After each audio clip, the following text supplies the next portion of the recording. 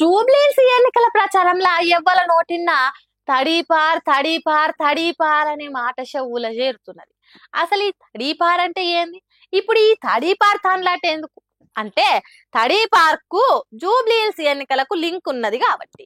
తడీపార్ అంటే నగర బహిష్కరణ అని అర్థం. మరి ఇప్పుడు ఎందుకు చర్చకు వచ్చిందంటే, కాంగ్రెస్ పార్టీ టికెట్ ఇచ్చిన నవీన్ యాదవ్ తండ్రి చిన్న శ్రీశైలం యాదవ్ తడీపార్ అయ్యిండు.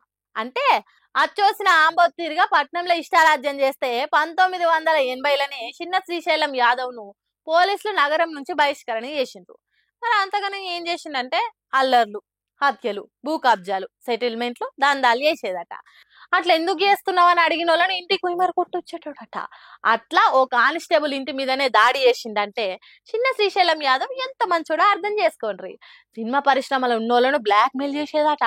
సొంత కోడలు ముఖం మీద ఇస్త్రీ పెట్టి కాల్చిందట. అంతెందుకు, మొన్న జీవిడిచిన మాగంటి గోపినాథ్ ఎమ్మెల్యేగా గెలిచిన కొత్తలా తనను కూడా బ్లాక్ మెయిల్ చేసి బెదిరించిండట.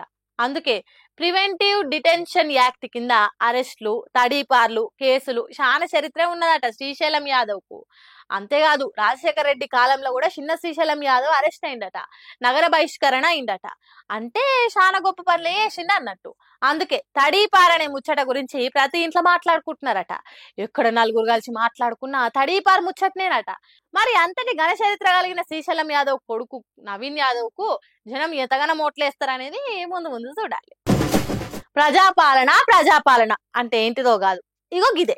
ప్రజలే ఆక్సిజన్ సిలిండర్లు మోసుకొని పోవుడు, ప్రజలే డాక్టర్లు అవతారం ఎత్తాలి, ప్రజలే కేర్ టేకర్లు కావాలి, ప్రజలు వాళ్ళ రోగాలు వాళ్ళే తగ్గించుకోవాలి. దాన్ని ప్రజాపాలన అంటారు.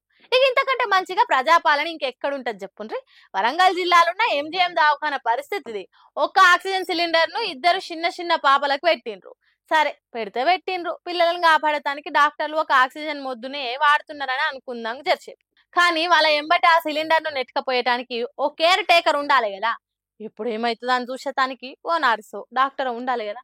కానీ గడ్డి గంగల పోతేంది, ఈ వడ్లు బాగుల పోతేంది అన్నట్టు చేస్తే ఏందన్నట్టు చిన్న చిన్న గాలికి వదిలేసినట్టు చేసిండ్రు.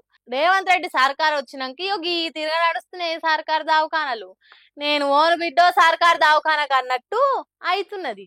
ఇంత ఘోరం ఎందుకున్నాయి? సర్కార్ కొత్త కొత్త పథకాలు ఏమన్నా అమలు చేస్తున్నదా అంటే కొత్త ఏం కర్మ, పాత వీటికే దిక్కు లేదు.